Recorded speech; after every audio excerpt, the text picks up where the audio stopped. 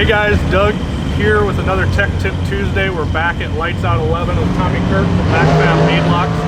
A couple other things that we wanted to cover was what wheels can be beadlocked and which ones can't. These guys run into every type and shape and size of wheel and brand. So I'll just let Tommy kind of tell us what's going on. So the common question is, can you double beadlock my wheel? And the first question I ask, okay, who's the manufacturer of the wheel? What's your backspace? For instance, if you have a 12-inch wide hole shot and it's got 6 inches of backspace, well, this weld wheel we have right here, it's got 6 inches of backspace and I can double beadlock it. But a hole shot, if it's over 4 inches of backspacing, I can't double beadlock. So the problem with it is, most people don't, they ask why. What do you mean? It's a 15-inch tire and a 15-inch rim. You should be able to get it on there. Yeah. What you're looking at in here, you'll see the void of where this tire, the bead of the tire, falls down in the void of the rim. A lot of people don't understand, you cannot take a 15-inch bead and just shove it over the 15-inch diameter barrel, because the barrel diameter is really like 16 1/4. They just think this part right here, this diameter right here, or if you're looking at this bell diameter right here, it's 15 inches, not the flange of the seat where the bead seats.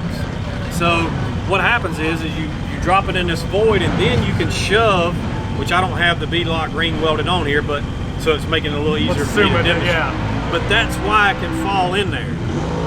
Because you can tip it, basically. Because I can tip it. So even without the beadlock ring on there, see guys, I can't shove that rim down through that hole.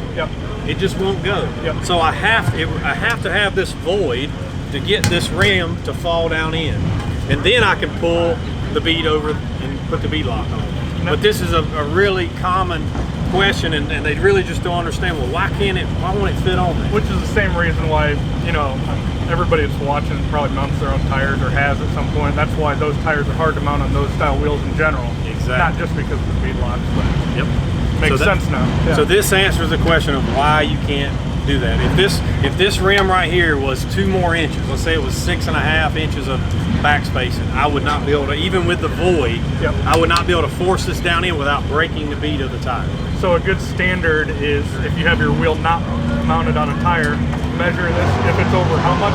Yeah, from this face right here, where it would mount to the flange of the axle, to the outside of wherever the beadlock is, okay, or non-beadlock.